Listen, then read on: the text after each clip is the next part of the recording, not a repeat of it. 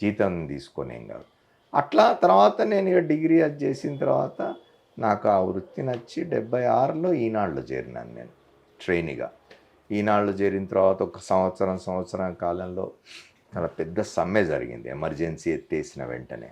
ఆ సమ్మెలో నా ఉద్యోగం పోయింది. ఇక తర్వాత ఉద్యోగాలు మారుతూ వచ్చి 97 చివరిలో నేను అప్పటిదాకా 10 ఏళ్ల పాటు పనిచేసిన ఇండియన్ ఎక్స్‌ప్రెస్ గ్రూప్‌లో సంపాదకులతోటి, యాజమాన్యంతో నాకు వచ్చిన వృత్తిపరమైన విభేదాల కారణంగా రాజీనామా చేసినాను. నేను చేసి 98 జనవరిలో మళ్ళీ ప్రజాతంత్ర ప్రారంభించి సంపాదకులు చేరినాను.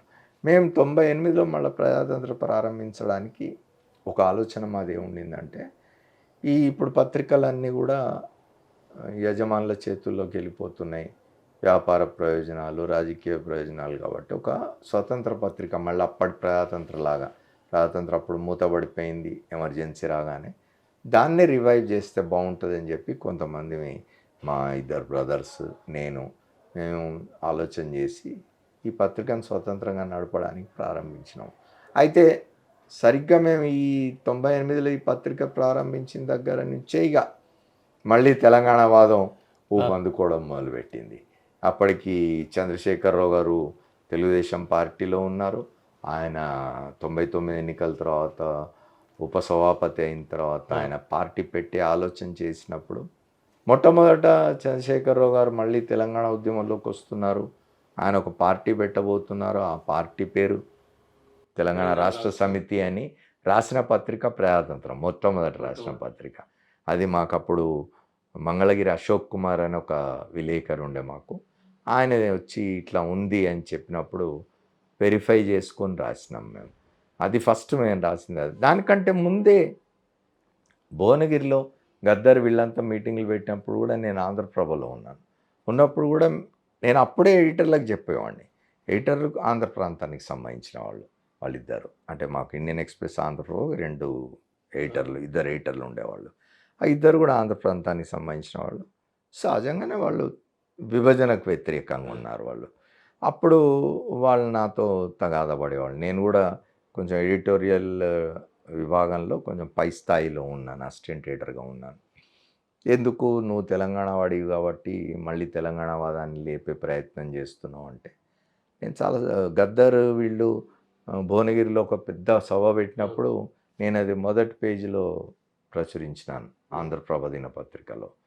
అప్పుడు వాళ్ళు అభ్యంతరం పెట్టినారు, నువ్వు తెలంగాణ వాడివి కాబట్టి అని. అంటే నేను చెప్పిన, కాదండి, ఇవాళ నేను రాస్తే మీరు ఇట్లా అభ్యంతరం పెడుతున్నారు, ముందు మీరు తెలంగాణ రాష్ట్ర సాధన కోసం జరగబోయే ఉద్యమానికి సంబంధించిన వార్తల్ని మొదటి పేజీలో వేయక తప్పని పరిస్థితులు రాబోతున్నాయని చెప్పిన నేను.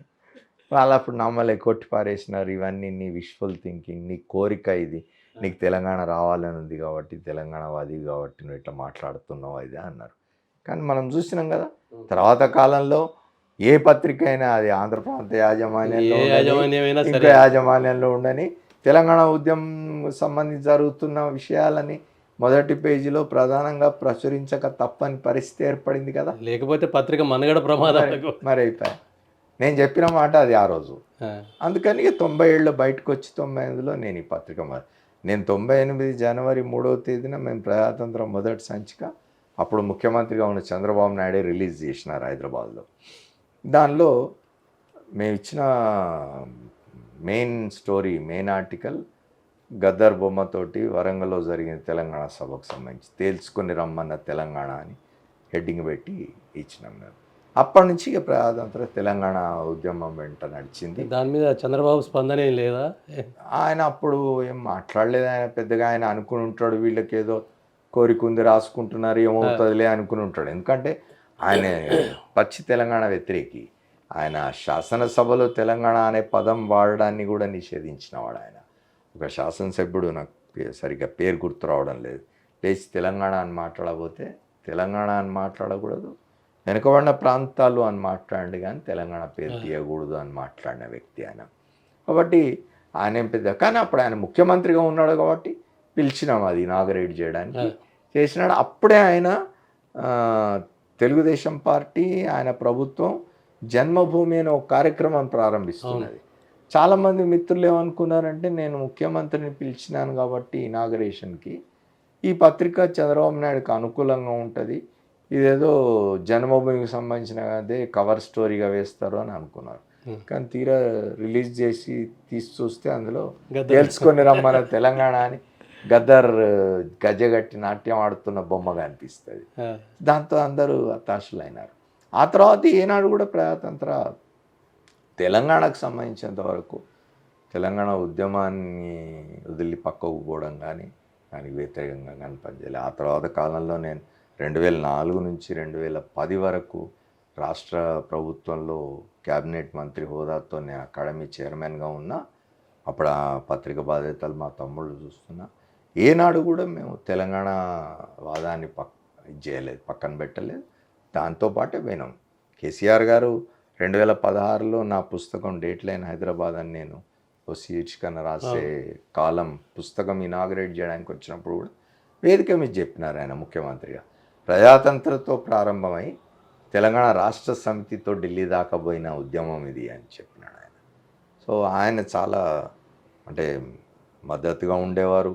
మేము ఎక్కడ సిద్దిపేటలో పెట్టినా, కరీంనగర్లో పెట్టినా, వరంగల్లో పెట్టిన ఎడిషన్స్ వచ్చాయని ఇనాగరేట్ చేసినారు అప్పట్లో. సో తెలంగాణ వాదం వెంటనే ఉన్నాం మొదటి